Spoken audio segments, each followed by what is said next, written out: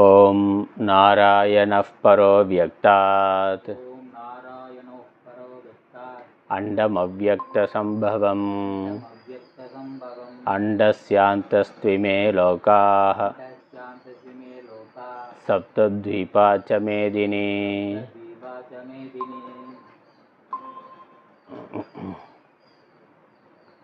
ஸ்ரீமத் பகவத்கீதை மூன்றாவது அத்தியாயம் 21, 22 ஸ்லோகங்கள்.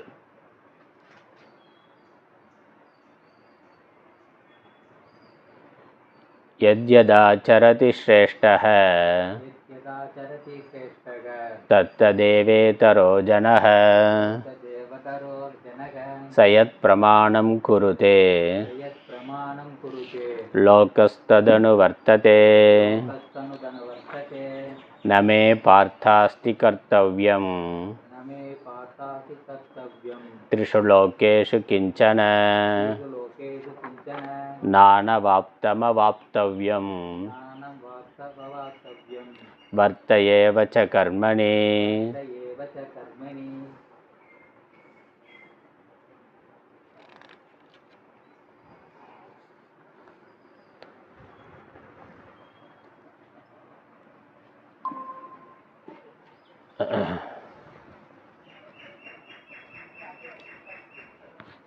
பகவான் ஸ்ரீகிருஷ்ணர் அர்ஜுனனுக்கு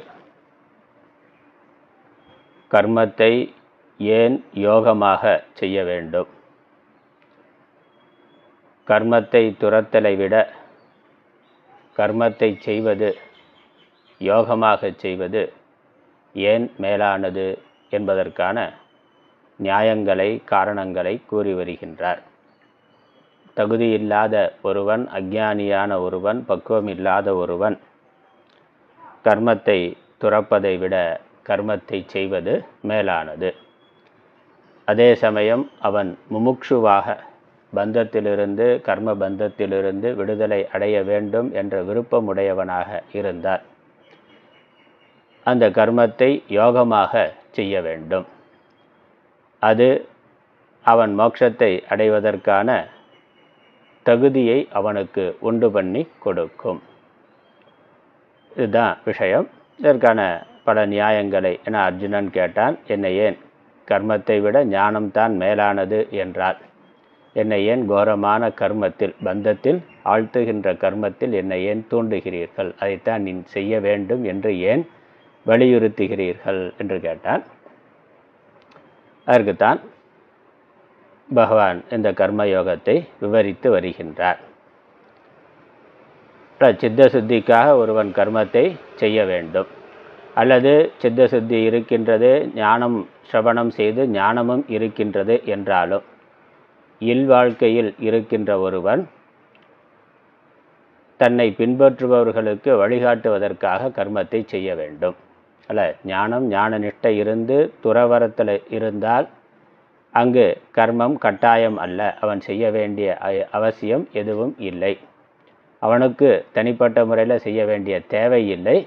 அவன் யாருக்கு முன்மாதிரியாக இல்லை. தனிமையாக காட்டில், மலையில், குகையில் அவன் மாத்திரமாக இருக்கின்ற பொழுது அவன் எப்படி இருக்கின்றானோ அப்படி இருக்கலாம். என அவன் மனதளவில் நிறைவடைந்தவனாக இருக்கின்றான். விதமான தேவைகளும் இல்லை. ஆகவே செய்ய வேண்டிய அவசியம் இல்லை. அவன் சும்மா இருக்கலாம். ஆனால் இல்லறத்தில் இருக்கக்கூடிய ஒருவன் ஒரு குறிப்பிட்ட பக்குவத்திற்கு பிறகு தனக்கு என்று தேவை இல்லை என்றாலும் தன்னை சார்ந்து இருக்கக்கூடியவர்களுக்கு அவர்களுடைய நன்மையின் பொருட்டு செய்ய வேண்டும். அதுவும் கூட அவர்களே செய்து கொள்வார்கள் என்று இருந்தாலும் கூட அடுத்த தலைமுறையினருக்கு வழிகாட்டுவதற்காக இவர்கள் செய்ய வேண்டும். இதுதான் இங்கே சொல்கிறது. இதற்கு உதாரணம் கொடுத்தார். ஜனகர் முதலானவர்கள், ஜனக முதலான ராஜாக்களாக இருக்கிறார்கள், ஆத்ம ஞானத்தோடு இருக்கிறார்கள். அதனால் அவர்கள் திருப்தி அடைந்தவர்களாக, எந்த விதமான எதிர்பார்ப்பும் இல்லாதவர்களாக இருக்கிறார்கள். ஆனாலும் அவர்கள் கர்மத்தையே செய்து வந்தார்கள். எதற்காக செய்தார்கள்? உலக நன்மையின் பொருட்டு செய்து வந்தார்கள். அப்படி அவர்கள் உலக நன்மையும் கூட செய்ய வேண்டியது இல்லை தான். உலகத்திற்கு நன்மைங்கிறது ஈஸ்வரன் இருக்கிறார், ஈஸ்வரன் பார்த்து கொள்வார். என்ன செய்யணுமோ அவர் உலகத்தை இயக்கி கொண்டு இருக்கிறார். ஒரு ஜீவன், அவன் ஞானி ஆனாலும் சரீரத்தில் இருக்கிற வரைக்கும் ஜீவன் தான். அவன் உலகத்தை சமூகத்தை ஒன்றும் பெருசாக மாற்றிட போகிறது இல்லை, புரட்டி போட்டுற போகிறது இல்லை. அவன் இருக்கிற காலத்தில் ஏதோ செய்யலாம், அதை 10 பேர் பின்பற்றி நடக்கலாம், ஒரு சிறிய அளவில் மாற்றம் வரலாம். ஆனால் அடுத்தடுத்த தலைமுறை திரும்ப பழைய நிலைமைக்கே போய்விடுவதும் உண்டு. அதனால் உலக நன்மை என்பது கூட ஒரு உலகத்திற்கு செய்தாக வேண்டும், உலக நன்மைக்காக செய்தாக வேண்டும்ங்கிறது கூட ஒரு கட்டாயம் இல்லை. ஆனால் தன்னை பின்பற்றி இருக்கக்கூடிய, தன்னை பார்த்து கொண்டு இருக்கக்கூடிய அவர்களுக்கு வழிகாட்டுதலுக்காக செய்ய வேண்டும். அதான் உலக நன்மை. அதனால் உலக நன்மைனா உலகத்தை ஒரு புரட்டி போட்டுருவார், திருத்திடுவார், சரி பண்ணிடுவார் அப்படிங்கிறதுக்காக அந்த சரி பண்ணணும், திருத்தணும் அப்படிங்கிற லட்சியமும் கூட கிடையாது. அது கூட ஒரு லட்சியமாக இல்லை. தன்னை பார்த்து கொண்டு இருப்பவர்களுக்கு வழிகாட்ட வேண்டும் என்பது தான். அதனால் அது கருணையினால் நடக்கக்கூடிய ஒன்று. அதைத்தான் ஜனகர் முதலானவர்கள் செய்தார்கள். அதனால் 2 அர்த்தம் கொடுத்தார் ஆச்சாரியர். ஒன்று, அவர்கள் ஞானம் இல்லை என்றால் சித்த சுத்திக்காக கர்மத்தை செய்தார்கள், அதனால் கர்மத்தை யோகமாக செய்தார்கள், அதனால் சித்த சுத்தி பெற்று பிறகு மோட்சத்தை அடைந்தார்கள். அல்லது ஞானிகளாக இருந்தால் மற்றவர்களுக்கு வழிகாட்டுவதற்காக அவர்கள் செய்தார்கள். எப்படி இங்கே அர்ஜுனுடைய முன்னோர்களை, ஏற்கனவே க்ஷத்திரியர்களாக ராஜாக்களாக இருந்தவர்களை முன்மாதிரியாக நீ எடுத்துக்கொள்ள வேண்டும் என்று மேற்கோள் காட்டி பிறகு தன்னையே உதாரணமாக எடுத்துக்கொண்டு சொல்லுகின்றார். அதை நம்ம பார்த்தோம் 22வது ஸ்லோகத்தில். நமே பார்த்தாஸ்தி கர்த்தவியம் திரிஷுலோகேஷு கிஞ்சன. எனக்கு இந்த 3 உலகங்களிலும் செய்வதற்கு ஒன்றும் இல்லை.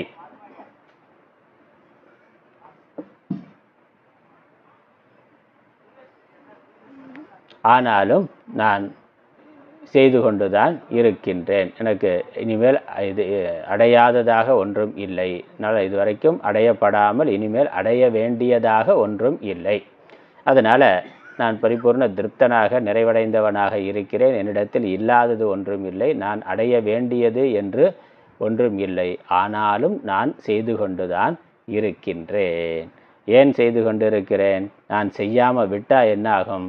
அதை பகவான் சொல்லுகின்றார். அது அடுத்த ஸ்லோகத்தை படிக்கலாம்.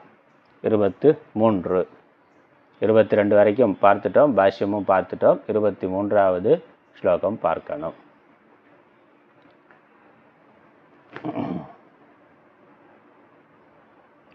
யதி ஹ்யஹம் ந வர்த்தேயம் ஜாது கர்மண்யதந்திரிதः மம வர்த்மானுவர்த்தந்தே மனுஷ்யாः பார்த்த சர்வசः யதி ஹ்யஹம் ந வர்த்தேயம் ஜாது கர்மண்யதந்திரிதः மம வர்த்மானுவர்த்தந்தே மனுஷ்யாः பார்த்த சர்வசः.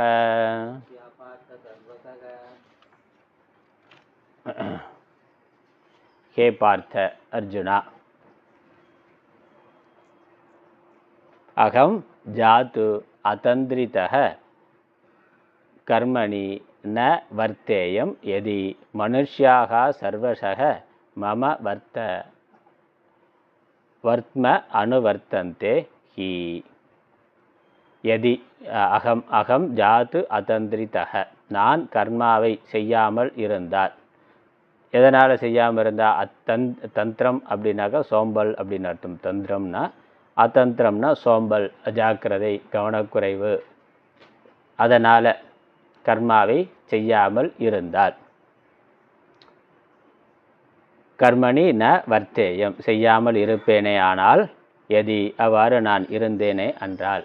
அதனால் எனக்கு செய்து கொள்வதற்கு ஒன்றும் இல்லை. அதனால் இன்றைக்கி செய்யலாம், நாளைக்கு செய்யலாம், அல்லது செய்யாமலே விடலாம். செய்கிறதுனால ஆக போகிறது ஒன்றும் இல்லைன்னு இருக்கிற பொழுது அங்கே செய்ய வேண்டிய கட்டாயம் இல்லை. அதனால் அப்புறமா பார்த்து கொள்ளலாம். செய்ய வேண்டிய கட்டாயம் இருக்கிற விஷயங்களையே சோம்பேறித்தனத்தினால சாயந்தரமாக பண்ணலாம், நாளைக்கு பண்ணலாம், அப்புறம் பண்ணலான்னு தள்ளி போடுறோம். இப்போ கட்டாயம் இல்லை அப்படின்னாக்கா சொல்லவே வேண்டியதில்லை. அதனால் என்ன ஆக போகுது அப்படின்னு விட்டு விடலாம். ஆனால் அந்த மாதிரி விட்டு விடாமல், அதனால் அதந்திரித்தகன்னு சொல்கிறார். கவனக்குறைவு அல்லது அஜாக்கிரதை அல்லது சோம்பல் இதனால் விட்டு விடுவேனே. ஆனால் என்னாகும்? மனுஷ்யாக சர்வசக மம வர்த்ம அனுவர்த்தந்தே.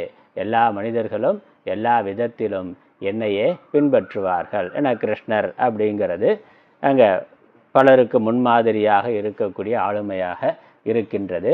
கிருஷ்ணன் பகவானா ஈஸ்வரனாக இருக்கிறார், அவரே சும்மா தான் இருக்கிறார்னா அது என்ன பண்ணுறாருனா அவர் ஒன்றும் பண்ணுறதில்லை, நாங்கள் அவருடைய ஃபாலோவர்ஸ், அதனால் நாங்களே அதையே செய்வோம்னா எதை செய்வோம்? ஒன்றும் செய்யாமல் இருக்கிறத செய்வோம் அப்படின்னு அவர்களும் இருந்து விடுவார்கள். அதனால்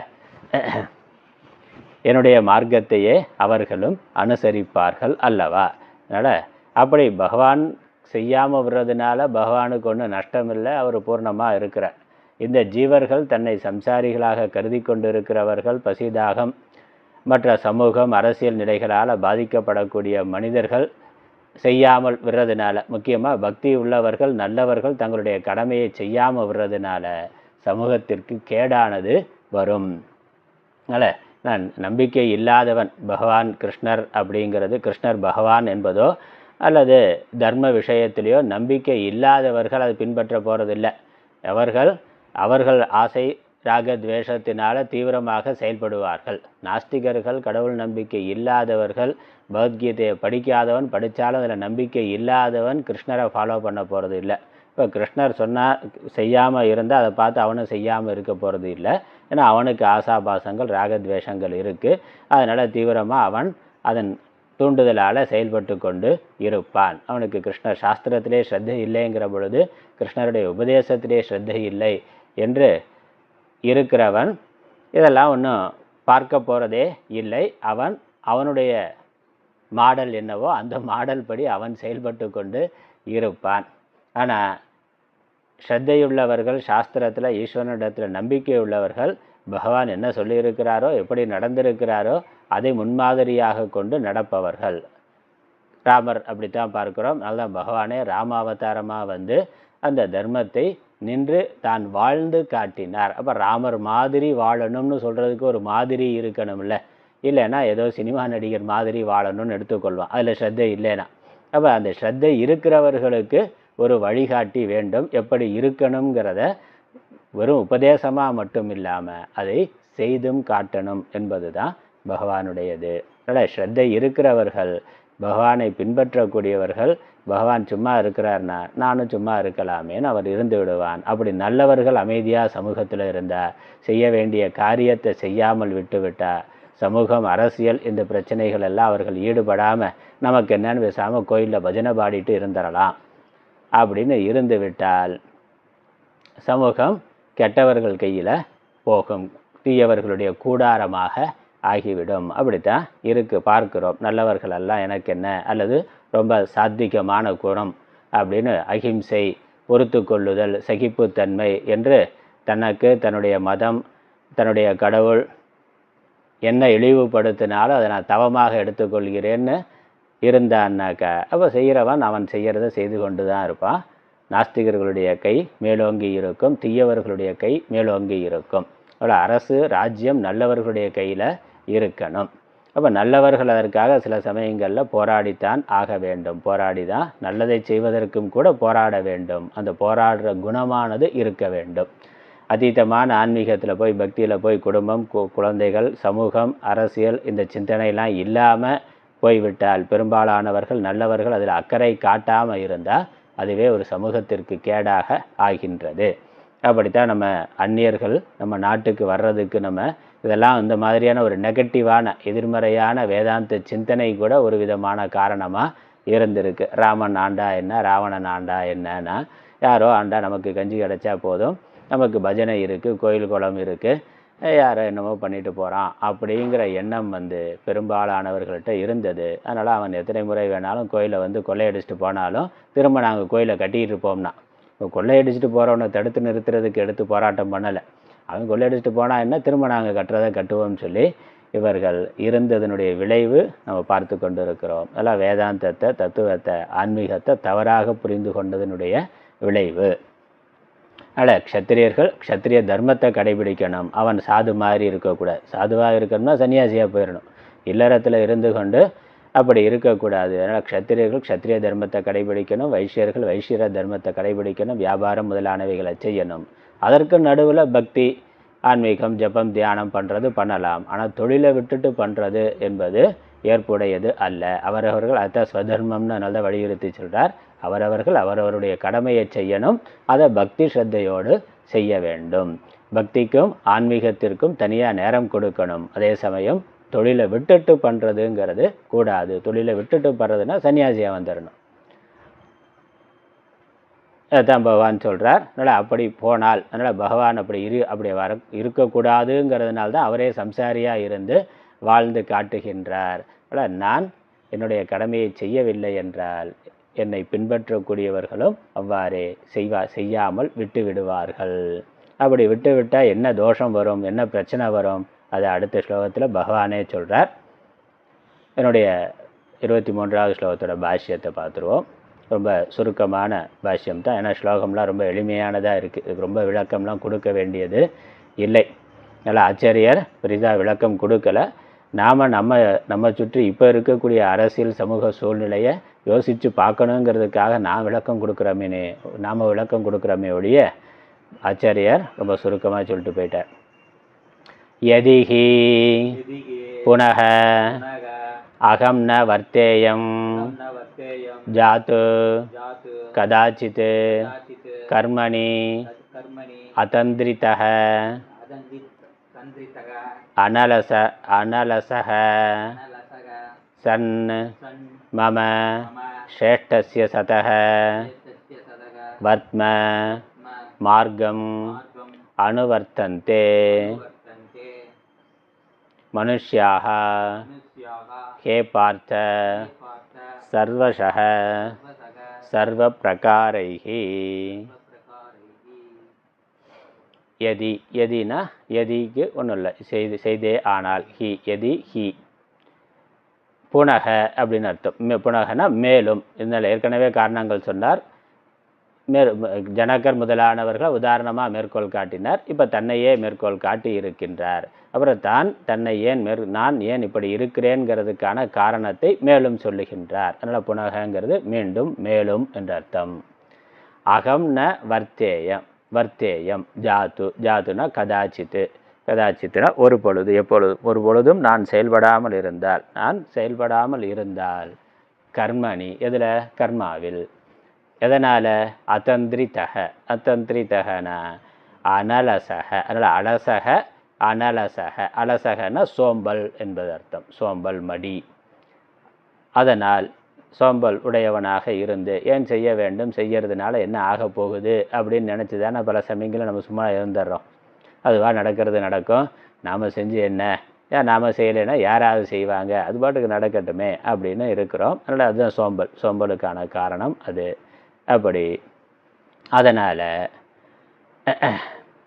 மம மார்க்கம், மம வர்த்தமனா மார்க்கம், என்னுடைய மார்க்கத்தை. இங்கே மமங்கிற பகவான் எப்படி இருக்கிறார், ஒரு குலத்துக்கு தலைவராக இருக்கிறார், உலகத்திற்கே ஈஸ்வரனாக இருக்கிறார். ஸ்ரேஷ்டஸ்ய சதக, மேலானவனாக, தலைவனாக, முன்னோடியாக இருக்கக்கூடிய நான் என்னுடைய மார்க்கத்தை, வர்த்தமனா மார்க்கத்தை அனுவர்த்தந்தே பின்பற்றுவார்கள். அதுக்கெல்லாம் விளக்கம் சொல்லல ஆச்சாரியர். மனுஷ்யாக மனிதர்கள். ஹே பார்த்த, எப்படி, சர்வசகனா சர்வ பிரகாரைஹி, எல்லா விதங்களிலும், எல்லா மாதிரியும். ஏன்னா யார் நமக்கு முன்மாதிரியாக இருக்கிறார்களோ அது அப்படியே நம்ம நடை உடை பாவனைனா எல்லா விதத்திலும் பின்பற்றுபவர்களாகத்தான் பின்பற்றக்கூடியவர்கள் இருக்கிறார்கள். அது அரசியல் தலைவராக இருக்கலாம், இல்லை சினிமா தலைவராக இருக்கலாம், இல்லை தன்னுடைய ஜாத்திய தலைவராக இருக்கலாம். தான் யாரை முன்மாதிரியாக எடுத்துக்கொள்கிறானோ அதே மாதிரி ஹேர் ஸ்டைல் வச்சுக்கிறது, ட்ரெஸ்ஸு போட்டுக்கிறது, நடையே மாறிடுது. பேச்சு எல்லாம் அதே மாதிரி ஸ்டைலாக பண்ணுறாரு. அந்த மாதிரி எல்லாமே மாறு. நடை உடை பாவனைன்னு சொல்கிறோமே, நடை உடை பாவனை எல்லாமே அதை போல தன்னை ஆக்கி கொள்ளுகிறார்கள். அதனால் இது பெரியவர்கள் மட்டும் இல்லை, குழந்தை எப்படி தன்னுடைய அம்மா அப்பா என்ன பண்ணுறாங்களோ அதை அப்படியே பார்த்து பண்ணுது. அறியாமையினால அந்த குழந்தை அவர்கள் தவறாக பண்ணால் கூட அதை அப்படியே பார்த்து பண்ணுது, சரியாக பண்ணாலும் அதையே பார்த்து பண்ணுது. அப்போ அது சரியாக தப்பான ஆராய்ந்து பார்க்கக்கூடிய பலமான அறிவு இல்லாதவர்கள் முன்னோர்கள் என்ன செய்கிறார்களோ அதையே செய்கிறார்கள், குழந்தை மாதிரி. அதனால் வளர்ந்த பிறகும் அப்படித்தான் இருக்கிறான். விவேகம் போதுமான அளவு இல்லாத பொழுது சினிமா நடிகர் என்ன பண்ணுறாரோ அதை அப்படியே பண்ணுறான். அரசியல் தலைவர் பண்ணால் அதை அப்படியே செய்கின்றான். வேறு எந்த விதத்தில் இல்லை, கிரிக்கெட் வீரர்னா கிரிக்கெட் தான் அவனுக்கு உயிர் அப்படின்னா கிரிக்கெட் வீரர் என்ன பண்ணுறானோ, எப்படி ட்ரெஸ் பண்ணுறாரோ, எப்படி ஹேர் ஸ்டைல் வச்சுக்கிறாரோ அப்படி வச்சுக்கிறான். பேரை கூட மாற்றி வச்சுக்கிறான். பேருக்கு முன்னாடி பின்னாடி அப்பா பேரை சேர்க்குற மாதிரி சினிமா நடிகர் பேரையோ இல்லை கிரிக்கெட் வீரர் பேரையோ சேர்த்து வச்சுக்கிறான், பச்சை குத்தி வச்சுக்கிறான். எல்லாத்தையும் பார்க்குறோம் இன்றைக்கி. அப்போ அதில் என்னது? வளர்ந்த குழந்தைத்தனம், விவேகம் இல்லாத ஒரு தன்மை. இது சரியா தப்பா, நல்லதா கெட்டதா, இதை ஃபாலோ பண்ணுறதுனால நமக்கு என்ன நன்மை ஏற்பட போகுது, அவர் ஏன் செய்கிறார், அதை அவர் செய்கிறதுனாலேயே நாம் ஏன் செய்யணும், அவர் செய்கிறதுக்கான காரணம் என்ன அப்படின்னு நியாயமான நல்ல விஷயங்களை ஃபாலோ பண்ணால் பரவாயில்லை. அவர் நல்ல புஸ்தகங்கள்லாம் நல்லா படித்திருக்கிறார், இல்லை கடுமையாக பயிற்சி பண்ணுறார், அதனால் பெரிய தலைவராக இருக்கிறார், நம்மளும் நல்ல நூல்களை படிக்கலாம் அப்படின்னு நல்ல விஷயங்களை பார்த்து ஃபாலோ பண்ணுறது இல்லை. இந்த புறத்தோற்றங்கள் ரொம்ப எளிதாக இருக்கக்கூடியதாக இருக்குது, அப்படியே செய்கிறார்கள். இன்றைக்கி பார்க்குறோம். இன்றைக்கி இன்னும் அதற்கு மேலே இருக்குது. அந்த காலத்தில் இருந்ததை விட இன்றைக்கி சோசியல் மீடியா இன்ஃப்ளூயன்சருங்கிறான். அதனால் அவங்க சோசியல் மீடியாவில் செயல்பாட்டாளர்கள், தாக்கத்தை ஏற்படுத்தக்கூடியவர்கள். அப்போ யாரோ ஒரு நடிகையோ இல்லை ஒரு அழகான பெண் அவங்க என்ன பேசுகிறாங்களோ என்ன செய்கிறாங்களோ அது தாக்கத்தை, அதனால் அது விளம்பர மாடலாக வர்றாங்க. பல பொருள்களை அதில் உண்மை இருக்கோ இல்லையோ அவர்கள் சொல்கிறதுனால ஒரு தாக்கம் ஏற்படுது. அதனால் மற்றவர்கள் அதை பார்க்கிறார்கள், பின்பற்றுகிறார்கள். அப்படி தனியாகவே அது ஒரு தொழிலாகவே ஆயிடுச்சு சமூகத்தில். இந்த சோசியல் மீடியா இன்ஃப்ளூயன்சர்னா அதை வச்சுக்கொண்டே பல கோடி ரூபா அவன் சம்பாதிக்கிறான். ஆனால் பல பேர் அதனால் ஏமாறுகிறார்கள். இப்போ இதெல்லாமே முன்னோடிகள். அவன் நல்ல விதத்துக்கு வழிகாட்டி அப்படி இருந்தான்னா பரவாயில்ல, 4 பேரை உயர்த்தி போகிறது. ஆனால் தவறான ஏமாத்துகிற விஷயங்களை, பொய்யான செய்திகளை சொல்லி செய்கிறார்கள், அல்லது பார்க்கக்கூடியவர்களை மனதை குழப்புற மாதிரி, கலக்கிற மாதிரி, புத்தி கெட்டு போகிற மாதிரியான செயல்களை அவர்கள் செய்கிறார்கள். அதை பார்த்து இந்த குழந்தைகளும் செய்கின்றன. குழந்தைகள்னால் சின்ன குழந்தை மட்டும் இல்லை, வளர்ந்த குழந்தைகளும் தான். இதெல்லாம் அப்படியே பின்பற்றானோ அவன் எல்லாம் தான். அதனால் இங்கே பகவான் இந்த பக்தர்களுக்கு, ஆன்மீகவாதிகளுக்கு, ஆஸ்திகர்களுக்கு முன்னோடியாக இருக்கக்கூடியவர் பகவான். அப்போ அவரை பின்பற்றக்கூடியவர் பகவான் என்ன பண்ணுறாரோ அதையே செய்வார்கள். ஆகவே நான் என்ன செய்கின்றேனோ அதையே அவர்களும் செய்வார்கள். அதனால் வெறும் எல்லாமே எல்லா விதத்திலும், அதனால் சர்வ சகன சர்வ பிரகாரகி, உடை நடை பாவனை, மனப்போக்கும் அப்படியே மாறுது, போட்டுக்கொண்ட நடத்தை அதுவும் மாறுது, போட்டுக்கொண்ட உடை முதலானவைகளும் அங்கே அது கூட மாறுகின்றது. மதம் மாறி போனால் மாறிடுறான்ல, அது வரைக்கும் விபூதியோ நாமமோ போட்டான். மதம் மாறி போனோன்னு அதெல்லாம் விட்டுட்டு வேறு ஏதோ பண்ணிக்கிறான். எல்லாமே மாறுது, தோற்றத்திலிருந்து எல்லாவற்றையும் மாற்றிக்கொள்ளுகிறார்கள். அதனால் சரி, அதனால் என்ன தோஷம் வரும்னா அது அடுத்த ஸ்லோகத்தில் சொல்கிறார். அடுத்த ஸ்லோகம் அதற்கான சின்ன அவதாரிக்கை. ததாச்ச கஹ தோஷக இதி ஆக. அப்படி நடந்துக்கிறதுனால என்ன தோஷம் வரும், என்ன குழப்பம் வரும்? நடக்கிற நல்லது தானே, பகவான் பண்ணுற மாதிரி எல்லாரும் பண்ணால், எல்லாருமே சும்மா இருந்தால் நல்லது தானேன்னா. ஆனால் பகவான் சும்மா இருக்கிறார், அவர் ஞானத்தினால சும்மா இருக்கிறார்னா. எல்லாருமே சும்மா இருந்தால் இந்த சண்டை சச்சரவு இருக்குது, அதே போட்டி பொறாமை இருக்காதே, எல்லாரும் விட்டு கொடுக்கக்கூடிய தன்மை உடையவர்களாக ஆயிட்டாக்கா நல்லா தானே இருக்கும் அப்படின்னு நினைக்கலாம். ஆனால் செய்ய வேண்டியதையும் செய்யாமல் விட்டு விடுவார்கள். இது ஞானத்தினால சும்மா இருக்கிறதுங்கிறது வேற, ஆசைகளோடு செயல்படாமல் சோம்பேறியாக இருக்கிறதுங்கிறது வேற. அது தவறாக புரிந்து கொள்ளப்படும். சொல்கிறார், ஸ்லோகத்தை படிக்கலாம். உத்சீதேயுரிமே லோகாஹ ந குர்யாம் கர்ம சேதகம் சங்கரஸ்ய ச கர்த்தாஸ்யாம் உபஹன்யாமி மாஃப் பிரஜாஹ. உத்சீதேயுரிமே லோகாஹ ந குர்யாம் கர்ம சேதகம் சங்கரஸ்ய ச கர்த்தாஸ்யாம் உபஹன்யாமிமாः பிரஜாः.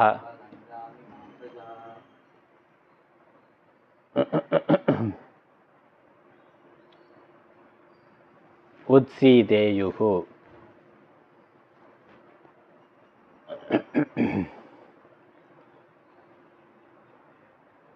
உத்சீதேயுः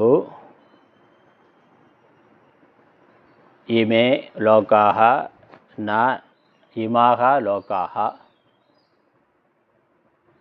ந குர்யாம் கர்ம சேத் அகம். வாக்கியமாக சொன்னால் அகம் கர்ம ந குர்யாம் சேத், நான் கர்மாவை செய்யவில்லை என்றார். இமே லோகாக உத்சீதேயுகு, இந்த ஜனங்கள் இமே லோகாக, இந்த ஜனங்கள், லோகம்ங்கிறது லோகத்தில் இருக்கக்கூடிய ஜனங்கள், இந்த ஜனங்கள் இமே லோகாக உத்சீதேயுகு, அந்த கர்மத்தை செய்யாததுனால கெட்டு போவார்கள். எதை செய்யணுமோ அதை செய்யாமல் இருக்கிறதுனால கெட்டு போதல் என்பது வரும். அதுக்கப்புறம் அதனால் என்ன ஆகும்? சங்கரஸ்யச்ச, அப்படி மக்கள் கெட்டு போனால் ஜாதி, இந்த வர்ணக்கலப்பு என்பது ஏற்படும். கர்த்தா சியாத், ஜாதி, அந்த வர்ணக்கலப்பு மக்கள் கெட்டு போவதற்கு நான் காரணமானவனாக ஆகிவிடுவேன். ஏன்னா என்னை பார்த்து அவர்கள் செயல்படாமல் போனார்களே என்றால் அவர்கள் கெட்டு போனதற்கு நான் காரணமாக ஆகிவிடுவேன். அதனால் இமாகா பிரஜாகா உபகன்யாம், இந்த ஜனங்களை நான் கொன்றவன் ஆவேன். அவர்கள் எதை செய்ய வேண்டுமோ அதை செய்யாமல் போகிறதுனால அவர்கள் இறந்தவர்களைப் போல ஆகிறார்கள். அதற்கு நான் காரணமாக ஆவேன்.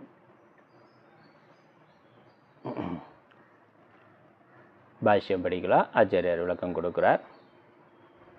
உத்சீதேயுகு, உத்சீதேயுகுனாக்கா பாஷ்யம். உத்சீதேயுகு வினஷ்யேயுகு இமே சர்வே லோகாः லோகஸ்திதி நிமித்தஸ்ய கர்மணः அபாவாத் ந குர்யாம் கர்ம சேத் அகம் கிஞ்ச சங்கரஸ்ய ச கர்த்தா ஸ்யாம் தேன காரணேன உபஹன்யாமிமாः பிரஜாः பிரஜானாம் அனுக்ரஹாய பிரவர்த்தः உபஹதிம் உபஹனனம் குர்யாம் இத்யர்த்தः. மம ஈஸ்வரஸ்ய அனுரூபமாபத்யேத.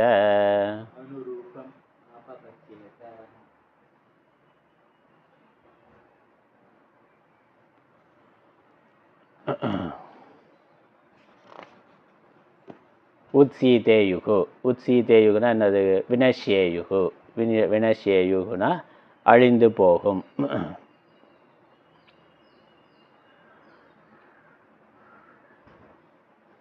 அழிந்து போகும். என்னது? இமேன சர்வே லோகாக, லோகங்களும், எல்லா லோகங்களும், ஜீவர்கள் இருக்கக்கூடிய எல்லா உலகங்களும் அழிந்து போகும். எதனால் அழிந்து போகும்?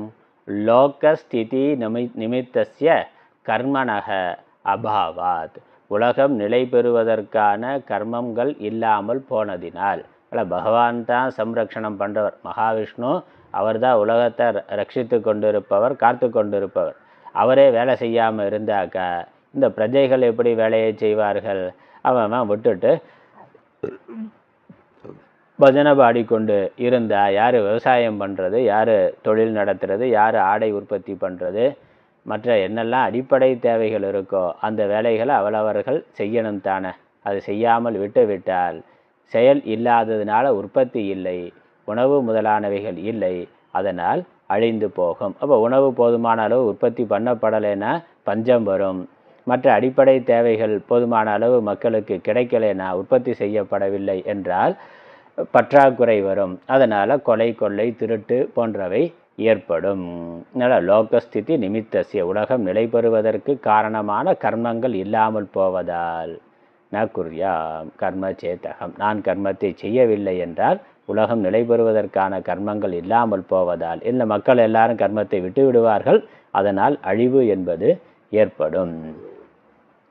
அதனால் ஆழ்வார்கள் நாயன்மார்கள் பார்த்தாக்க அவர்கள் ஒரு விதிவிலக்கா பக்தியினுடைய உச்ச நிலையில் அவருக்கு நல்ல சம்ஸ்காரங்கள் இருந்ததுனால அவர்கள் அவர்களுடைய கடமையை செய்தார்கள், செய்தவர்களும் இருக்கிறார்கள். அதற்கு மேலே முழு நேரமாக பஜனை பாடிக்கொண்டு பக்தி செய்து கொண்டு இருந்தவர்களும் பக்தர்களில் இருக்கிறார்கள். அப்படி எல்லாரும் வந்து விட முடியுமான்னா அது எல்லாரும் வந்து விட்டால் தொழில் யார் பண்ணுறது, உணவு உற்பத்தி யார் பண்ணுறது, எல்லாரும் கோயிலில் உட்காந்து பஜனையை பாடிக்கொண்டு இருந்தா வாரத்தில் ஒரு நாள் இல்லை ஒரு நாளைக்கு அரை மணி நேரம் 1 மணி நேரம் உட்காந்து பஜனை கேட்கலாம். எல்லாருமே எப்பொழுதுமே பஜனையே பாடிக்கொண்டு இருந்த விவசாயம் எப்படி நடக்கும், மற்ற தொழில்கள் எல்லாம் எப்படி நடக்கும், குடும்பம் தான் எப்படி இயங்கும். அதனால் அது எல்லோருக்கும் சாத்தியம் இல்லை, அப்படி இருக்கவும் முடியாது. அதனால் அவரவர்களுடைய வேலையை செய்ய வேண்டும். அதனால தான் இந்த பூஜை முதலானவைகள் ஜபம் முதலானவைகள்லாம் தனியாக சமூகத்தில் ஒரு பிரிவினர்னா அவனுக்கு அது மட்டுமே வேலைன்னா அது மட்டுமே வேலையாக அவர்கள் அதை காப்பாற்றுறது வேலை. மற்றவர்களுக்கு அதை எப்போ கொடுக்கணுமோ எவ்வளவு கொடுக்கணுமோ அவ்வளவு கொடுக்கறது, என்ன சொல்கிறதோ அதை சொல்கிறது. ராமாயணம் மகாபாரதம் கதைகளை சொல்கிறது, வேதங்களை சொல்கிறது, அதில் இருக்க கர்மாவை அவர்கள் ஒரு பகுதியாக செய்து வைக்கிறது.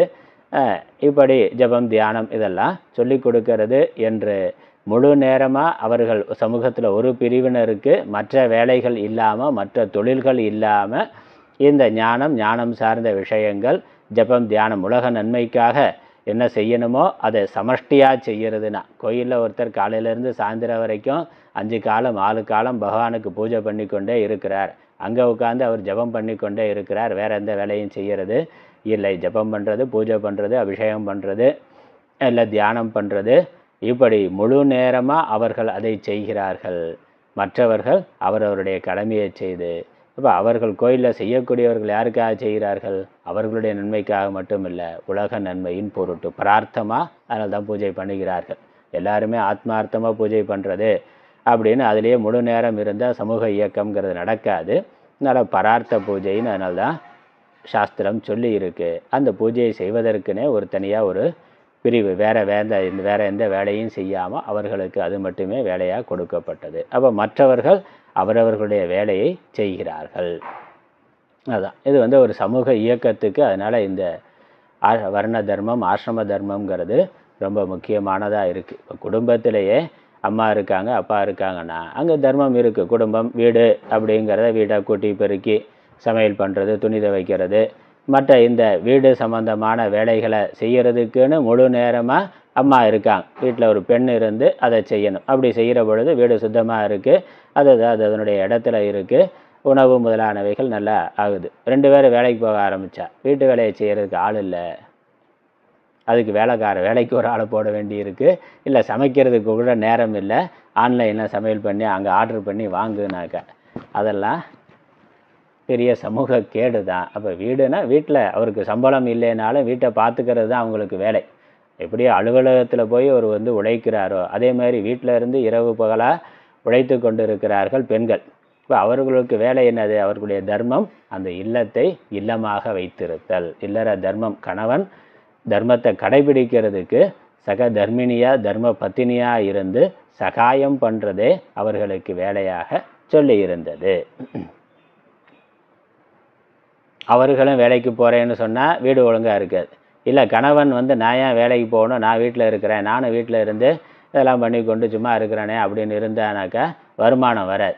அப்போ கணவன் அந்த ஆண் சம்பாதிக்க வேண்டியது குடும்பத்தை நடத்துறதுக்கு தேவையான உணவு முதலானவைகளுக்கு என்ன தேவையோ அதற்கு அவன் உழைக்கணும், சம்பாதிக்கணும். அதை சரியான முறையில் சேமித்து சரியான முறையில் குழந்தைகளுக்கு பங்கிட்டு கொடுத்து அந்த குடும்பத்தை நல்ல விதமாக பராமரிக்கிறது பெண்ணினுடைய கடமை, அன்னையினுடைய தாயினுடைய கடமை. அதனால் அவரவர்களுடைய கடமையை பண்ணணும். அதற்கு மேலே தன்னுடைய ஆத்ம சாதனைக்காக ஜபம் தியானம் பண்ணுறது, பூஜை பண்ணுறது, பாராயணம் பண்ணுறது இதெல்லாம் செய்து கொண்டு இருக்கணும். கடமையை விட்டுட்டு செய்தல் என்பது ஏற்புடையது அல்ல. அப்படி விடுறதுனாக்கா ஒரு குறிப்பிட்ட பருவத்துக்கு அப்புறம் முழுக்க, அதனால் சந்நியாச ஆசிரமம் கடைசியாக இருக்குது. இப்போ தான் செய்ய வேண்டியது எல்லாத்தையும் செய்து முடிச்சுட்டு பேரம்பேத்தியெல்லாம் வந்த பிறகு அதற்கு மேலே இவர் அந்த குடும்பத்தை நடத்துறதுக்காக ஒன்றும் பண்ணணுங்கிறது இல்லைங்கிற பொழுது சமூகத்திலிருந்து குடும்பத்திலிருந்து விலகி சந்நியாச ஆசிரமத்திற்கு வருகின்றார். அது வரைக்கும் அவர் செய்ய வேண்டியதை செய்யணும். அதற்கு நடுவில் அடியார்களா பக்தர்களா துறவிகளா இளம் வயதிலேயே முழு நேரமாக அதில் இருக்கிறார்கள்னா அதெல்லாம் விதி விலக்கு தான். அவர்கள் பூர்வ ஜென்மத்தில் செய்த புண்ணியத்தினுடைய விளைவு அது. அதனால் ஏற்கனவே அவர்கள் செய்து விட்டார்கள். அதனால் அதையும் அதை குற்றமாகவும் சொல்லக்கூடாது. அப்படி அனைவரும் போய்விடவும் முடியாது. அவ்வளோதான். அதனால் கர்ம அபாவாத், அவர்கள் கர்மாவை நான் செய்யாமல் இருந்த என்னை பார்த்து அவர்களும் செய்யாமல் விட்டுவிட்டார். உலகம் நடப்பதற்கு தேவையான செயல்கள் இல்லாமையினால் அழிந்து போகும். கிஞ்ச, அது மட்டும் இல்லை, சங்கரஸ்யச்ச கர்த்தாசியாம், இந்த சமூகம் என்பது கெட்டு போகும். ஆனால் வேலை உருப்படியாக வேலை இல்லை, ஞானமும் இல்லை, பக்குவம் இல்லைன்னா செய்யக்கூடாத வேலையை செய்வான். செய்ய வேண்டிய வேலையை செய்யலைன்னா சும்மா இருப்பானான்னா செய்யக்கூடாத வேலையை செய்வான். வாரத்தில் 4 நாள் 7 நாள் 6 நாள் வேலைக்கு போகிறாரு, ஒழுங்காக உழைக்கிறார், பணம் சம்பாதிக்கிறார். அப்புறம் மிச்ச வேலை இல்லை, ஞாயிற்றுக்கிழமை லீவுனா என்ன பண்ணுறான்? வெட்டி வேலை தான் பார்த்துக்கிட்டு இருக்கிறான். வெட்டி வேலை சும்மா இருந்து தூங்கினாலும் பரவாயில்ல, உடம்பாவது ஓய்வு எடுக்கும். வீட்டில் உட்காந்து டிவி பார்க்க, செல்ஃபோன் பார்க்க, இல்லை ஏதோ பார்ட்டிக்கு போக, அங்கே போக இங்கே போகன்னு உடம்பை கெடுத்துக்கொள்வதற்கு என்னெல்லாம் தேவையோ அந்த வேலையை பார்க்குறான். 6 நாள் உடம்பு ஆரோக்கியத்துக்காக உழைக்கிறார், பணம் சம்பாதிக்கிறார். ஆனால் 7வது நாள் உடம்பை கெடுத்துக்கொள்றதுக்கான எல்லா வேலையும் பண்ணுறான். அதான் பார்க்குறோம். அப்போ வேலை இல்லாமல் இருந்தால் சும்மா இருக்க முடியாது. நல்ல வேலையை பண்ணலைனாக்கா சும்மா இருக்க முடியாது. பக்குவம் இல்லாமல், ஞானம் இல்லாமல். அப்போ அவர்கள் தவறான செயல்களில் ஈடுபடுகிறார்கள். அதனால் சமூக குற்றங்கள் நடக்கின்றன. அதனால் தேன காரணேன, அதனால் சங்கரம்ங்கிறது வரும், குலக்கலப்புங்கிறது வரும், சமூக கேடு என்பது வரும். தேன காரணேன, அந்த காரணத்தினால் நான் இவர்களை கொன்றவர்களாக ஆவேன். அபராஜுரர் பிரஜானாம் அனுகிரகாய பிரவர்த்தக, மக்களுக்கு அனுகிரகம் பண்ணுறதுக்காக அவதாரம் பண்ணி வந்திருக்கிற நான், இந்த ஸ்திதிங்கிற தொழிலை செய்து கொண்டிருக்கிற நான், அதற்காக முனைப்பு எடுத்திருக்கிற நானே வேலை செய்யாமல் இருந்து என்னை பார்த்து மற்றவர்களும் மக்களும் குடிமக்களும் வேலை செய்யாமல் இருந்தால் அவர்களை அழித்தவர்களாக ஆகிவிடுவேன்.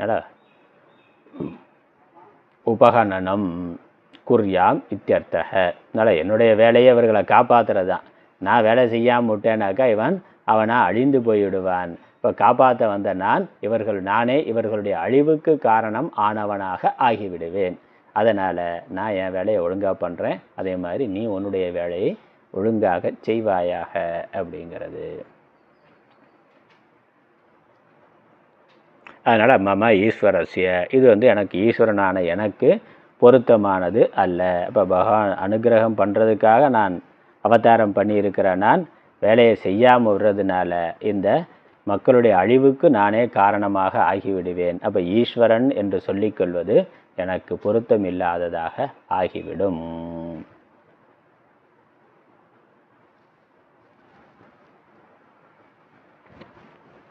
தமிழில் என்ன இருக்குது? இந்த 23வது பாட்டுக்கான இது கொஞ்சம் சரியாக வரலை. 24வது பாட்டுக்கானதை பார்த்துருவோம்.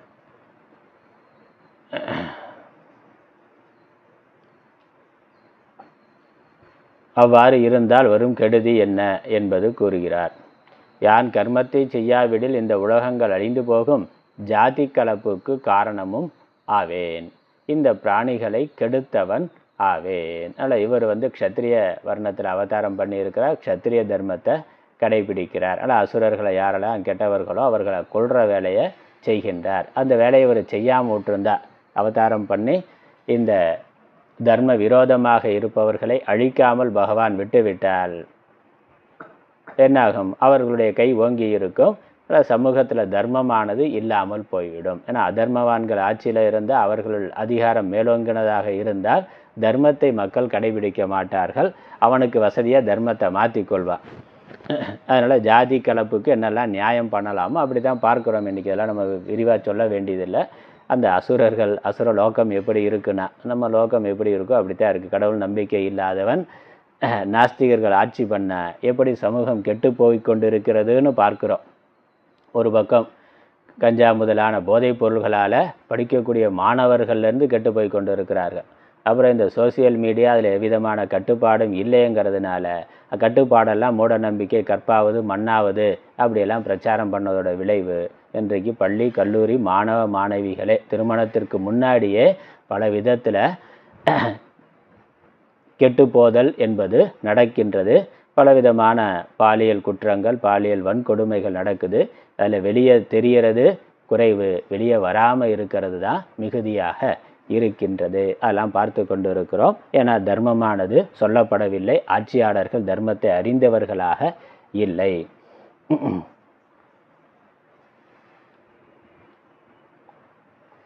அதனால் இந்த பிராணிகளை கெடுத்தவன் ஆவேன். அதனால் ஆட்சியில் இருக்கிறவன் தர்மமாக இல்லைன்னா மக்கள் தர்மத்தை விட்டவர்களாக ஆவார்கள்.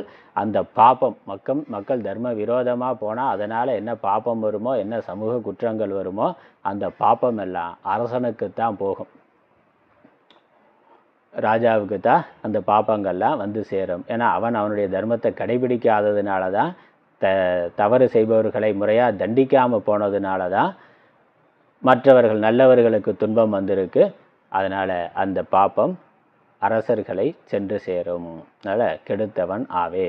நான் கர்மத்தை செய்யாவிடில் உலகம் நிலை பெறுவதற்கு காரணமான கர்மம் இல்லாமையால் இந்த உலகங்கள் எல்லாம் கெட்டுவிடும். அன்றியும் ஜாதி கலப்பை செய்பவனும் ஆவேன். அக்காரணத்தால் இந்த பிராணிகளை கெடுத்தவன் ஆவேன்.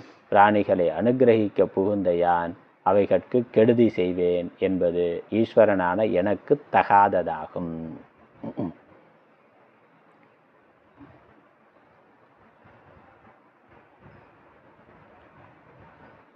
அவனது ஈஸ்வரன்னு நான் சொல்லிக்கொள்வதற்கே தகுதியற்றவனாக ஆகிவிடுவேன். அதனால் பிரம்மமாக இருந்தால் பிரம்மமாக இருக்கலாம். இவர் எப்போ சிருஷ்டிகர்த்தா, ஸ்திதிகர்த்தா, சம்ஹாரகர்த்தான்னு மாயையோடு கூடி ஈஸ்வரன் ஆயிட்டா, அப்போ அந்த வேலையை ஒழுங்காக அவர் செய்யணும்.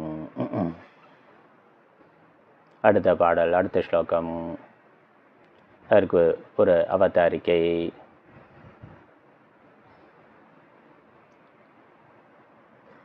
யதி புனக அகம் இவ த்வம் ச கிருதார்த்த புத்தி ஆத்மவித் அன்யோ வா தஸ்ய அபி ஆத்மனஹ கர்த்தவ்ய அபாவேபி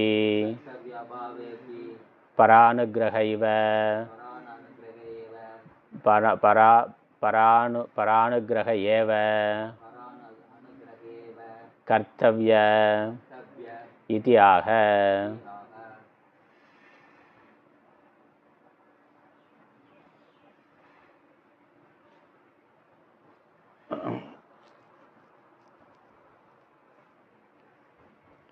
என்னை போல, புனக அகம் இவ, என்னை போல நீயோ அல்லது மற்றவர்களோ, துவம்ச அந்யோவா, நீயோ மற்றவர்களோ, இந்த மாதிரி இருக்கக்கூடிய மற்ற முமுட்சுக்கள், மற்ற ராஜாக்களும் கூட. கிருதார்த்தக புத்திஹி ஆத்மவித்து, ஆத்மாவை அறிந்தவர்களாக செய்ய வேண்டியதை செய்தவர்களாக இருந்தாலும், அதனால் உனக்கு ஞானம் இல்லைன்னா ஞானத்தை பெறுவதற்கான தகுதியை பெறுவதற்காக கர்மயோகத்தை செய்வாயாகன்னு சொன்னார். இல்லை எனக்கு ஞானம் இருக்குது, தகுதியும் இருக்குது, ஞானமும் இருக்குது, என்ன ஏன் செய்யணும்னா அதற்கு தான் விளக்கம் கொடுக்குறார்.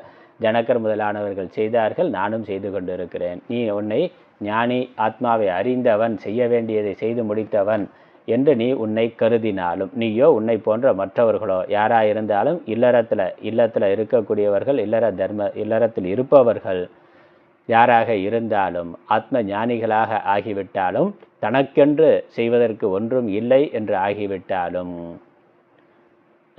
தஸ்யாபி ஆத்மனக கர்த்தவியம் அபாவே அபி, தனக்காக அவர்கள் செய்வதற்கு ஒன்றும் இல்லை என்று ஆனாலும், ஒரு குறிப்பிட்ட வயதில் வீட்டிலேயே அந்த பக்குவம் வந்துடுதில்ல, எவ்வளவோ பார்த்தாச்சு, சாப்பிட்டாச்சு, கேட்டாச்சு, அனுபவிச்சாச்சு, அதனால் போதும்னு ஒரு வயதான தாத்தா பாட்டி வீட்டில் அமைதியாக இருக்காங்க. ரிட்டையர் ஆன பிறகு ஏற்கனவே பார்த்த விஷயங்களில் திருப்தி வந்து குழந்தைகள் பேரம்பேத்தி அவங்க நல்லா பார்க்கட்டும், நல்லா சாப்பிடட்டும், நல்லா அனுபவிக்கட்டும் என்று ஒரு அமைதியாக வேடிக்கையாக பார்த்து கொண்டு இருக்கிறார்கள். அது லௌகிக்க குடும்ப விஷயத்தில் இருக்குது.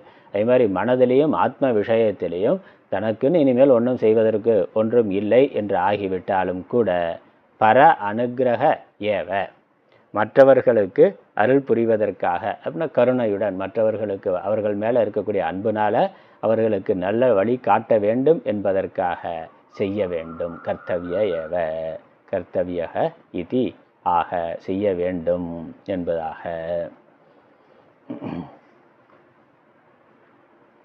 ஸ்லோகம்.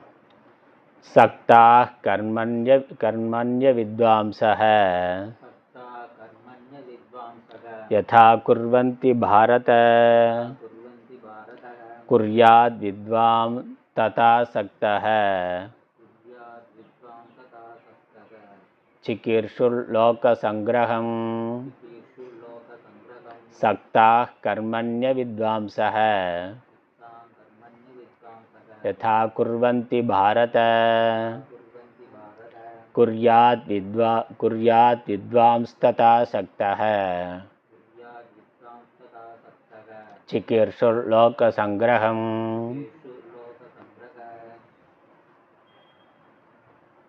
அதனால் பகவான் என்ன சொல்கிறார்? உன்னை நீ ஞானியாக கருதி கொண்டிருந்தாலும் அல்லது ஞானவான்களாக இருப்பவர்கள் யாராக இருந்தாலும் அவர்கள்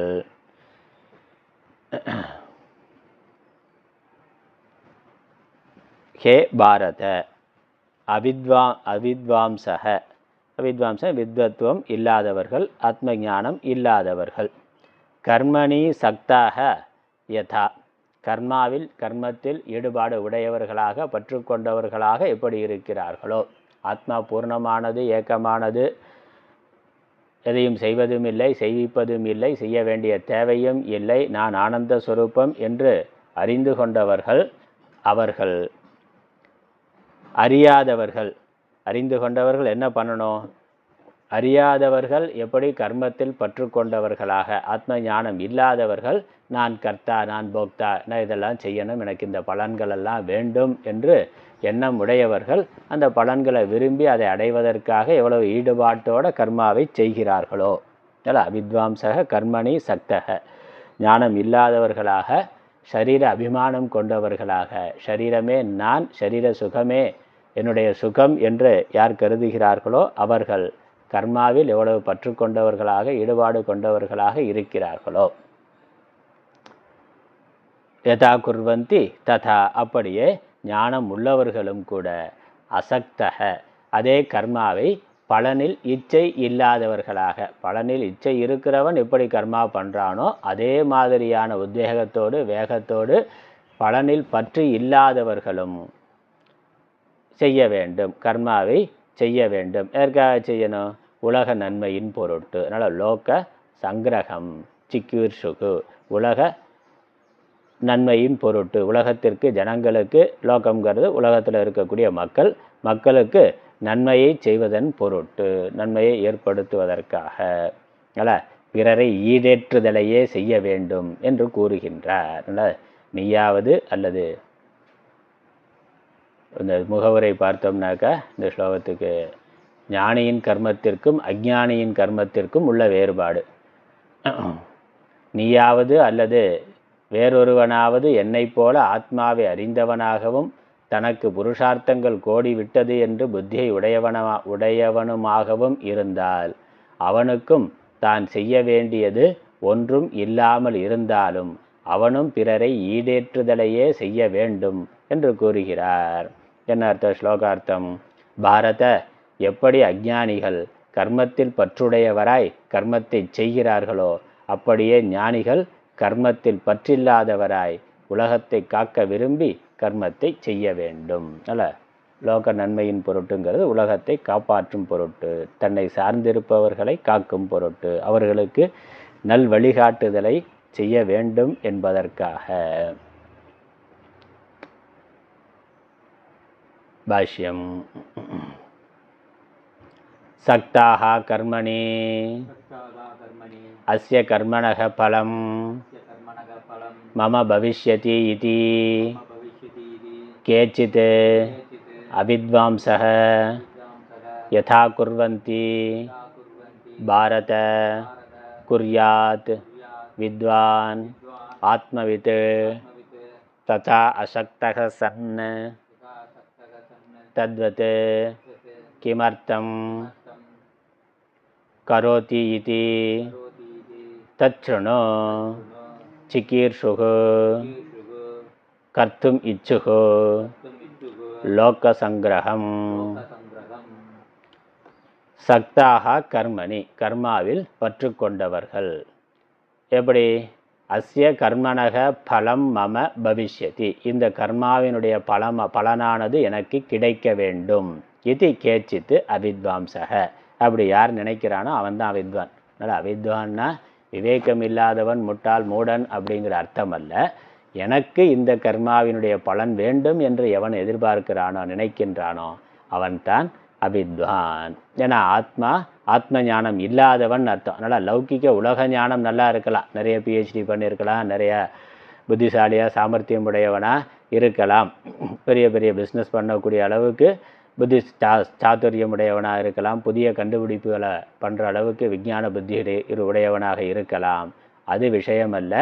இந்த கர்ம பலன் எனக்கு வேண்டும் என்றால் அவனுக்கு ஆத்ம ஞானமானது இல்லை. அதனால் ஆத்ம விஷயத்தில் அஞ்ஞானியானாக இருக்கக்கூடியவன்.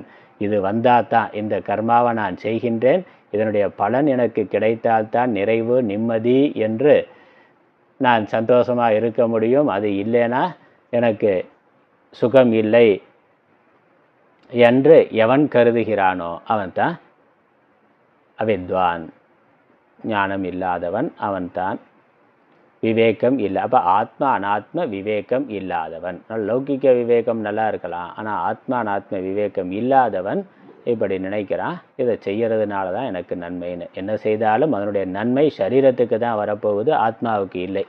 ஆத்மாவுக்கு எதுவிதமான பசி தாகமும் இல்லை, மற்ற மரணம் முதலானவைகளும் இல்லை, எவ்விதமான நோய் இல்லை, பிறப்பு இறப்பு இல்லை, அது பூர்ணமாக இருக்கின்றது. அதனால் என்ன கொடுத்தாலும் அது ஆத்மாவுக்கு போகிறது இல்லை. என்னதான் அனுபவித்தாலும் அது சரீரத்தில் தானே அனுபவிக்கிறோம். தூக்கத்திலேயோ கனவுலையோ எதுவும் சரீரத்துக்கு வரப்போவதில்லை. கனவுல கூட அனுபவிக்கிறோம். கனவுல அனுபவிக்கிறதும் என்னது? அது கனவுல இருக்கக்கூடிய ஒரு ஜீவனுக்கு அந்த சுகதுக்க அனுபவம் வருது. இது மாதிரி விழிப்பு நிலையில் இருக்கிற பொழுது இந்த ஸ்தூல சரீரத்துக்கு சுகதுக்க அனுபவம், மனசுக்கு சுகதுக்க அனுபவம் வருது. ஆழ்ந்த தூக்கத்தில் இருக்கிற போது என்ன? ஒன்றுமே இல்லை, எதுவுமே இல்லாமலே அங்கே சுகமாக இருக்கின்றோம். அதனால் என்னெல்லாம் கர்மா பண்ணாலும் கர்ம பலன் நமக்கு கிடைச்சாலும் அதெல்லாம் உடல் சார்ந்தது, மனம் சார்ந்தது. ஆத்மாவுக்கு அதனால் லாபமும் இல்லை, அது கிடைக்காம போகிறதுனால நஷ்டமும் இல்லை. அது பூர்ணமானதாக ஏக்கமானதாக இருக்கின்றது.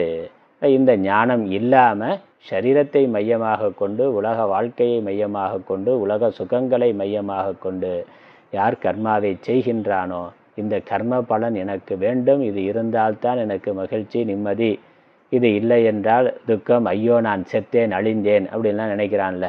அப்போ இதெல்லாம் விவேகம் இல்லாமை. அப்படி இருக்கிறவர்கள் தான் விரும்புகிறதை அடையிறதுக்காக கர்மாவை தீவிரமான பற்று கொண்டவர்களாக செய்கிறார்கள். யதா குர்வந்தி, அவர்கள் அந்த அவித்வான்கள் எப்படி செய்கிறார்களோ, ஹே பாரத குர்யாத் வித்வான், வித்வான்னா ஆத்மவித்து, அதனால் ஆத்மாவை அறிந்தவனும் அப்படியே செய்ய வேண்டும். ஆனால் அதே சமயம் அவனுடைய பாவனையில் வேறுபாடு, புறத்தில் சரீரத்தில் கர்மா பண்ணுறதுல வேறுபாடு இல்லை, அதே ஈடுபாட்டோடு அதே முயற்சியோடு செய்கின்றான். ஆனால் மனதில் அசக்தக சன்னு, மனதில் அவனுக்கு அந்த கர்ம பலனில் எதிர்பார்ப்பு இல்லை, பற்று இல்லை, அது வந்தே ஆக வேண்டும் என்ற எண்ணம் இல்லை. அது வந்தால் தான், அது வந்தே ஆக வேண்டும்னு நினச்சா கூட தப்பு இல்லை. இந்த கர்மா, ஏன்னா கர்மாவை பண்ணுற பொழுது ஊக்கம் கொடுக்கறதே கர்ம பலன் தான். அப்போ இந்த கர்ம பலன், நான் இந்த கர்மாவை செய்கிறேன், அதனால் இந்த கர்ம பலன் வந்தே ஆக வேண்டும் அப்படின்னு ஒரு ரிசல்ட்டை எதிர்பார்த்து கர்மாவை பண்ணுறோம், அது தப்பு இல்லை. அப்படி எதிர்பார்க்கலைன்னா கர்மாவே பண்ண முடியாது. அப்போ அந்த எதிர்பார்ப்பு இருக்கணும், அது கண்டிப்பாக வேணும். எப்படி அஞ்ஞானிக்கு அந்த எதிர்பார்ப்பு இருக்கோ, இந்த முடிவு எனக்கு கண்டிப்பாக வேணும், இந்த முடிவு கண்டிப்பாக, இந்த செயலுக்கான விளைவு இப்படி இருக்க வேண்டும் எப்படி என்ற எதிர்பார்ப்பு இருக்கோ, அதே மாதிரி ஆத்மாவை அறிந்தவனுக்கும் இருக்கணும். அதனால தான் கூடுதலாக பிரார்த்தனை. நாஸ்திகன் எவ்விதமான பிரார்த்தனையும் இல்லாமல் கர்மாவில் தீவிரமாக பண்ணுறான். அதே இது கடவுள் பக்தி இருக்கிறவன், ஸ்ரத்தை இருக்கிறவன் தன்னுடைய முயற்சியோட ஈஸ்வரன் அனுகிரகமும் வேண்டும். அதனால் இந்த கர்மா அதிர்ஷ்டமாக இருக்கக்கூடிய தடைகளெல்லாம் கூட நீங்கி வெற்றிகரமாக ஆக வேண்டும்னு தன்னுடைய முயற்சியோட அதிர்ஷ்டமான ஈஸ்வர சக்தியையும் துணைக்கு அழைத்து கொள்ளுகின்றான். அதனால் அந்த கர்ம பலனில் இருக்கக்கூடிய எதிர்பார்ப்பு இருக்கிறது தப்பு இல்லை. ஆனால் அது வந்தால் தான் எனக்கு நிம்மதி, சந்தோஷம் அப்படிங்கிற எண்ணம் அதுதான் சம்சாரத்திற்கு காரணமாக ஆகின்றது. ஆனால் கர்ம பலன் அது வந்தால் நல்லது, அது வந்தால் அதனால் எனக்கு கூடுதல் சுகம் வரப்போகிறதில்ல, வரலைன்னா துக்கமும் வரப்போகிறதில்ல. ஆனாலும் ஒரு செயலை செய்கின்றேன், அதற்கு ஒரு விளைவு வேண்டும். ஒரு விதை போடுறோம், ஒரு மரம் நடுறோம் அப்படின்னா மரம் நடுற போது என்னது, அது நல்லா பூத்து காய்க்கணும், கனிகள் எல்லாம் நிறையா கொடுக்கணும், அது அதற்கான விளைவு என்னவோ அது நல்லா சமிருத்தியாக கொடுக்கணும் அப்படின்னு பிரார்த்தனை பண்ணி தான் அந்த எதிர்பார்ப்போடு தான் பண்ணுறோம். ஆனால் அப்படி வரக்கூடிய பலனெல்லாம் எனக்கே வந்தாகணும், நானே அத்தனையும் சாப்பிட்டாகணும் அப்படின்னு நினச்சா அதுதான் பற்று. மரம் வைக்கிறோம், அது நல்ல விதமாக பூக்கணும், காய்க்கணும், அது யாருக்கு, எல்லாருக்கும் கிடைக்கணும்னா எல்லாருக்கும் அதனுடைய பலன் போகட்டும் அப்படின்னு வைக்கிற பொழுது அது பற்று இல்லாது வைத்தல். அதனால் ரிசல்ட்டு வரணும்னு எதிர்பார்க்குறோம், ஆனால் அது எனக்கு மட்டுமே வரணும், அது வந்தால் தான் எனக்கு சந்தோஷம்னா அதான் அஞ்ஞானம். அது வரட்டும். ஏன்னா ஒரு மரம் வச்சா அதை நம்ம தலைமுறையிலேயே அது பலன் கொடுக்குங்கிறது இல்லை. பனை மரம்லாம் வச்சா 100-150 வருஷம் ஆகுது, ஒரு தலைமுறை 2 தலைமுறை ஆகுது. ஆனால் அதனுடைய பலன் இன்னொருத்தருக்கு போகின்றது, நம்மளுடைய சந்ததிகளுக்கு போகின்றது. ஏரி குளம் வெட்டுகிறார்கள், இல்லை கோயில் கட்டுகிறார்கள். அப்போ இந்த பலன்லாம் என்னது, தானே அனுபவிக்கிறதுங்கிறதுக்காக இல்லை, சமூகம், மற்றவர்கள், நம்மளுடைய குழந்தைகள், வாரிசுகள் அனுபவிக்கிறதுக்காக அல்லது பொதுமக்கள் அனுபவிக்கிறதுக்காக. அதனால் அந்த பற்று எனக்கு என்பது இல்லாமல் இது ஒரு நல்ல பலனை தர வேண்டும், எல்லோருக்குமான பலனை தர வேண்டும் என்று செய்கிறது. அது ஞானிகள் அவ்வாறு செய்கிறார்கள். அதனால் அசக்தகனா, இல்லை அசக்தகங்கிறது எனக்கு என்ற அந்த நான்கிற அகங்காரம், எனக்கு வேண்டுங்கிற எண்ணம் இல்லாமல் செய்கிறார்கள். அதனால் பலம் மம பவிஷ்யத்தினா, முன்னாடி அஞ்ஞானியாக இருந்தவன் எனக்கு இது வர வேண்டும்னு நினைக்கிறான், ஞானி அது பலன் வரணும்னு நினைக்கிறான், ஆனால் எனக்கு வரணும்னு நினைக்கிறது இல்லை, இது வந்தால் தான் எனக்கு சந்தோஷம்னு நினைக்கிறது இல்லை, அது வரட்டும், நல்லா சமிருத்தியாக வரட்டும், எல்லோருக்கும் அந்த பலன் கிடைக்கட்டும்னு நினைக்கிறான். அதுதான் வித்தியாசம். தத்வத் கிமர்த்தம் கரோதி இது தச்சுருணு, எதன் பொருட்டு அவன் அவ்வளவு பற்றோடு கர்மாவை அவ்வளவு தீவிரமாக கர்மாவை செய்ய வேண்டும் என்று கேட்டால், சிகீர்ஷுகு கர்த்தும் இச்சுகு. சிகீர்ஷுகுனா கர்த்தும் இச்சுகு, செய்வதை விரும்புபவனாக. எதுக்கு, உலக நன்மையை விரும்புபவனாக. இந்த மரம் வைக்கிறேன், இதனுடைய பழம் எல்லோருக்கும் போகணும், இதனுடைய நிழல் எல்லோருக்கும் கிடைக்கணும் என்று மற்றவர்களுடைய நன்மைக்காக, தனக்கு எனக்கு என்று இல்லாமல் சமூக நன்மைக்காக அவன் செய்கின்றான். அப்படி செய்ய வேண்டும்னு சொல்லுகின்றார். ஆகவே கர்மாவை விடுறதை விட செய்கிறது மேலானது. ஆனால் உன்னுடைய பாவனையை மாற்றிக்கொண்டு செய்தால் அது மோட்ச சாதனையாக ஆகின்றது. இல்லை ஞானம் இருக்குது, நான் மோட்சத்தை அடைந்து விட்டேன் நினைத்தாலும் அடுத்த அடைய விரும்புகின்ற முமுட்சுவுக்கு, சம்சாரத்தில் இருக்கக்கூடியவர்களுக்கு அது தரத்தக்கதாக ஆகும். சரி, மேற்கொண்டு அடுத்த வகுப்பில் பார்க்கலாம். ஓம் பிரபன்ன பாரிஜாத்தாய தோத்திர வேத்ரைக்கபாணயே ஞானமுத்ராய கிருஷ்ணாய கீதாமிருததிஹே நமः. ஓம் ஈஸ்வரோ குருராத்மேதி மூர்த்திபேத விவாகினே व्योमवत्याप्तदेहाय दक्षिणामूर्तये नमः.